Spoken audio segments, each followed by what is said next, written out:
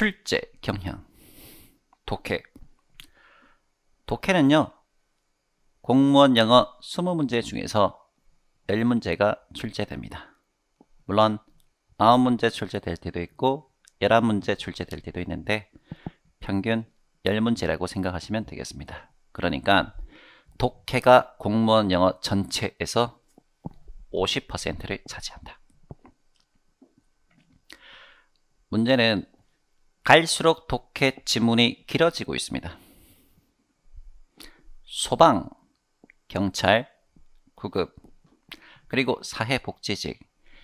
예전에는요, 독해 지문이 짧았습니다. 그래서 시간 안에 들어오는데 크게 부담은 없었습니다. 그런데 갈수록 준비하시는 분들의 실력이 늘기 때문에 이 분들의 변별력을 평가하기 위해서 독해 지문의 길이가 길어지고 있습니다. 이것이 문제인 거죠. 독해 지문이 길어지고 있다. 단순히 독해 지문만 길어지는 게 아니라 문장 구조도 복잡해지고 있다.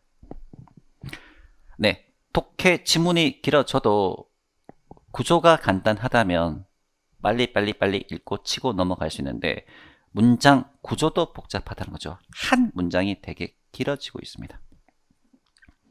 게다가 내용이 추상적이어서 한 번에 읽고 이해하기 어려운 문제들이 출제가 된다.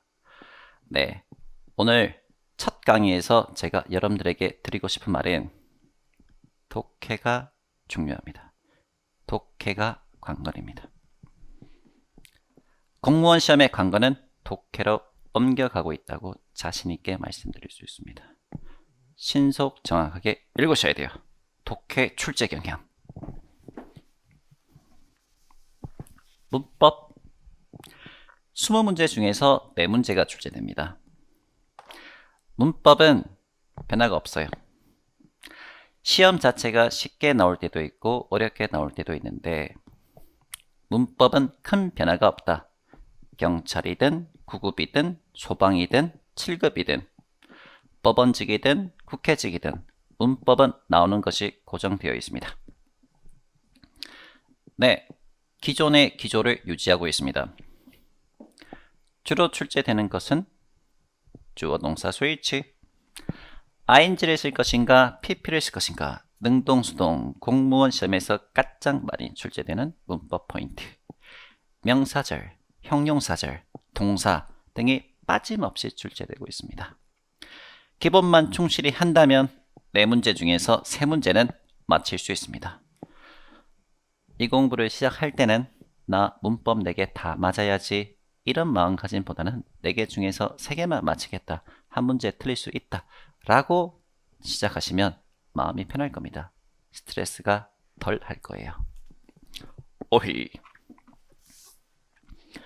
네, 공무원 영어 20문제, 독해 10문제, 문법 4문제, 그리고 어휘 4문제. 독해를 위한 어휘가 있고 어휘 문제를 위한 어휘가 있습니다. 구분해야 된다. 이게 무슨 말이냐? 네, 우리가 어휘를 외우죠. 그런데요, 이거 독해를 위한 어휘가 있고 어휘 문제를 위한 어휘가 따로 있습니다. 어휘 문제를 위한 어휘는요, 좀 더 어렵습니다. 어휘 문제에서 어휘는 쉬운 단어 안 나옵니다. 어려운 단어, 어려운 표현이 나옵니다. 어휘 문제에 출제되는 어휘는 고난도 어휘가 많이 출제되므로 어휘 학습 시간에 상당 시간을 투입해야 된다. 자, 문법 4문제 나오죠. 어휘 4문제 나옵니다. 그런데 이 공부의 특성상 공무원 영어를 공부를 하시면 문법을 많이 학습하게 됩니다. 네, 문법을 많이 학습하게 되죠. 그건 어쩔 수가 없어요. 영어의 틀을 잡아야 하기 때문에 초반부에는 문법에 시간을 많이 할애해야 됩니다. 그런데 결국 점수를 따야 되지 않습니까? 문법 4문제, 어휘 4문제. 문법 4문제 중에서 3문제 맞히고 어휘 4문제 중에서 2문제를 맞았다. 그러면 의미가 없어집니다. 어휘도 4문제 중에서 3문제 이상 맞춰야 하고 어휘, 소홀하면 안 됩니다. 어휘 강해야 합니다. 3문제 이상 맞춰야 됩니다. 생활영어 어떻게 출제되는가?